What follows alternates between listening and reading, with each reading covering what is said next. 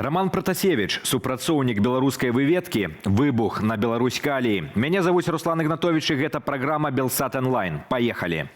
На польскім пункце пропуску Кузніца насупраць беларускіх брузгоў прыбралі супрацьтанкавыя барыкады і бетонныя блокі. Гэта можа сведчыць, што Польша рыхтуецца да адкрыцця гэтага пераходу, закрытага з 2021 года пасля міграцыйнага крызісу. Раней прэм'ер Польшы Дональд Туск заявіў, што ўрад гатовы тэстава адкрыць кузніцу брузгі і баброўнікі бераставіцу ў лістападзе, але працэс каардынуюць з Літвой, якая пакуль закрыла свае пераходы з Беларуссю. Варшава не хоча спяшацца, каб не падарваць літоўскай пазіцыі, але, як бачна, ужо пачала рыхтавацца да адкрыцця мяжы. У Беларусі абмяркоўваюць рост цэнаў на каву пасля відэа, якое вы неўзабаве пабачыце, дзе блогер паказаў цэны ў адным з супермаркетаў. З відэа вынікае, што 1 кілаграм кавы Далмайер каштуе 89-109 рублёў, Лявацца 119 рублёў, а Якабс каля 80 рублёў. Блогер жартуе, што трэба было інвеставаць не ў крыпту, а ў пакет кавы. Пад допісам разгарэлася дыскусія. Частка карыстальнікаў пацвердзіла, што кава прыкметна падаражэла. Іншыя прызналіся, што адмовіліся ад кавы на карысць напою з цыкорыю або нават кампоту. І абяцанае відэа вашай увазе. Ребята, что у нас происходит с ценой на кофе? Кто-нибудь видел? Смотрите. Кофе белорусской обжарки Якобс 64 рубля стоит. Делмайер за килограмм 109 рублей. Лавацца 500 грамм 60 рублей. С таким успехом нужно было не в крипту вкладываться, а в пакетики в кофе, чтобы потом перепродавать, мне кажется. А где вы берете кофе чуть подешевле? Напишите, кто в комментариях. Раніцу каля дому нумар 23 на вуліцы Гарэцкага ў Менску адбылося дарожна-транспартавае здарэнне з удзелам 3 аўтаў. 21гадовы кіроўца Вольва не вытрымаў дыстанцыі і урэзаўся ў Volkswagen, які ад удару наехаў на Nissan. На шчасце, ніхто не пацярпеў, але ўсе 3 аўты атрымалі пашкоджанні. На месца прыбылі працаўнікі ДАІ Фрунзенскага раёну. Інспектары нагадваюць, трымайце бяспечную дыстанцыю.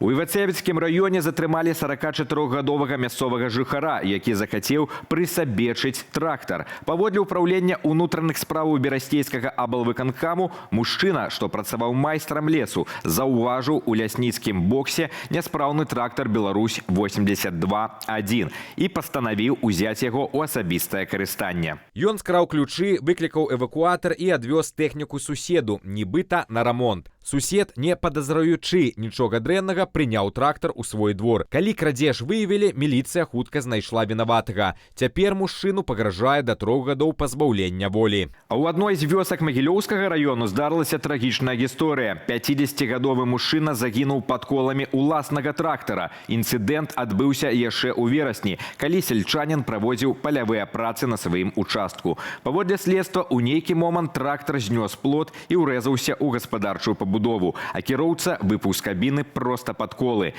Працаўнікі МНС дасталі ягонае цела ўжо без прыкметаў жыцця. Судова-медычная экспертыза паказала, што мужчына памёр ад цяжкіх шматлікіх траўмаў. У ягонай крыві выявілі 3,9 праміле алкаголю. Гэта адпавядае цяжкой ступені ап'янення. Следчы камітэт вядзе правяранне. У Менску махляры выманілі ў жанчыны больш за 200 000 рублёў. Яны дзеялі паводле класічнай схемы нібыта працаўнікоў дзяржслужбаў. Спачатку жанчыне ў месенджары патэлефанаваў фальшывы прадстаўнік Белпошты, які паведаміў, што ад ейнага імя быў зроблены грашовы пералік на 10 000 долараў.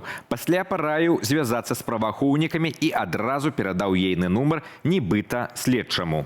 Другі махляр, выдаючы сябе за працаўніка міліцыі, напалохаў жанчыну, маўляў, яе могуць прыцягнуць да адказнасці і забраць грошы, каб захаваць сродкі. Ён прапанаваў задэклараваць іх і перадаць кур'еру. Жанчына некалькі разоў здымала грошы ў банку і перадавала іх махлярам. Калі яна прыйшла здымаць рэшту, банкаўскія працаўнікі заўважылі нешта падазронае і выклікалі міліцыю. Памятайце, калі нехта просіць перадаць або перавесці грошы пад выглядам службоўцаў, спыняйце размову і не выконвайце чужых інструкцыяў. Заробкі беларусаў за апошнія гады растуць, нягледзячы на санкцыі і вайну між суседнімі Расіяй і Украінай. А можа, нават дзякуючы вайне і працы Беларусі на расійскую ваенную машыну. Вось толькі рост гэты не выглядае устойлівым. Нацыянальны статыстычны камітэт Беларусі мае звесткі пра сярэднія налічаныя заробкі са студзеня 1991 года да адлічэння падаткаў і збораў. З гэтых звестак бачым, што ў Беларусі было некалькі перыядаў шалёнай інфляцыі і некалькі дэнамінацыяў. У 1994 адкінулі 1 нуль. У самым пачатку новага тысячагоддзя адразу 3 нулі. У 2016 4 нулі. Тады 10 тысяч рублёў ператварыліся ў рубель. Без дэнамінацыі сярэдні налічаны заробак за верасень 2025 года склаў бы 274 мільярды 640 мільёнаў. Гэта больш мільярдаў, чым паводле ацэнак Forbes, што праўда ў доларах, мае цяпер трэці найбагацейшы чалавек свету Марк Цукерберг. А згадаем дэвальвацыі 2009 і 2011 гадоў. Падрабязней пра гісторыю эканамічных узрушэнняў незалежнай Беларусі і далейшыя перспектывы эканомікі чытайце на belsat.eu. На прамысловай пляцоўцы 4-га руда ўпраўлення Беларуськалію адбыўся інцыдэнт з выбухам. Паводле папярэдняй інфармацыі падарвалася пустая ёмістасць з-пад салянай кіслаты, якая была на адкрытай тэрыторыі цэху мембраннага электролізу. У здарэнні пацярпелі 4 асобу, а таксама суседняя ёмістасць з кіслатою. На месцы працуюць 8 адзінак тэхнікі МНС. Спецыялісты праводзяць ліквідацыю наступстваў і вызначаюць прычыны выбуху. Прадстаўнікі Беларуськалію пакуль не каментуюць сітуацыі. Роман Пратасевич – працаўнік беларускай выведкі. Пра гэта заявіў Александр Лукашенко падчас паездкі ў Віцебскую вобласць. Лукашенко згадаў падзеі 2021 года, калі самалёт Ryanair, на борце якога быў Пратасевич і ягоная дзяўчына, прымусова прызямлілі ў Менску. Нам трэба было яго затрымліваць? Не, ён наш чалавек. Ён пад прыкрыццём працаваў сярод беглых і перад палётам у Грэцыю ўжо даклаў выведнікам усё неабходнае. Проста пасля сігналу пра выбухоўку самалёт вярнуўся ў Менск. І мы правялі аперацыю, заявіў Лукашенко.